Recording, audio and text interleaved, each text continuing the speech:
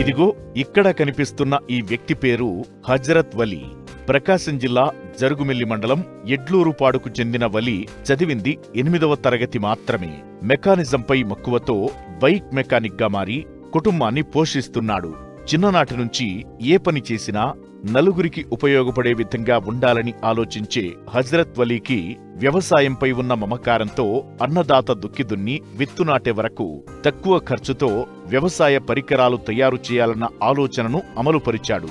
ఇందుకోసం తనకు తెలిసిన మెకానిక్ పనినే ఎంచుకున్నాడు. పాత బైక్ను ట్రాక్టర్ వలె తీర్చిదిద్దాడు. బైక్ వెనక టైరు తొలగించి దాని స్థానంలో 2 చక్రాలు అమర్చాడు. దాని సామర్థ్యానికి తగ్గట్టుగా గొర్రు, స్ప్రేయర్, విత్తనాలు నాటే పరికరంతో పాటు ట్రాలీని కూడా తయారు చేశాడు. ఏ పరికరం అవసరమైతే అది రైతులే సులువుగా అమర్చుకునేలా కూడా ఏర్పాట్లు చేశాడు. ఇందుకు 20,000 ఖర్చయినట్లు హజరత్ వలీ తెలిపాడు. బైక్ ఇంజన్లు తీసుకొని పొలంలో దున్నటువంటి మిషన్లు అయితే ఈ విధంగా తయారు చేశాను. తయారు చేసి కలుపు నివారణకి బాగా సులువుగా ఉండే విధంగా నేను తయారు చేసి ఎన్నో మిషన్లు లో కాస్ట్ తక్కువలో చీప్గా నేను అందజేశాను. అవి బాగున్నాయి.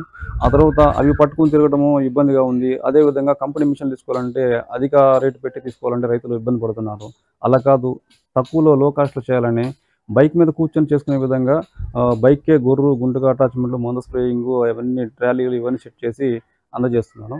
ప్రభుత్వం వారు ఏదైనా సహాయం చేసి సబ్సిడీ ద్వారా లోన్స్ ఏమైనా మాకు అందజేస్తే ఇంకా ముందుకెళ్ళి రైతులకు ఇంకా రకరకాల టెక్నాలజీ తోటి ఇంకా మంచి మంచి మిషన్లు తయారు చేసి నేను తక్కువ రేటుకి ఇవ్వగలను.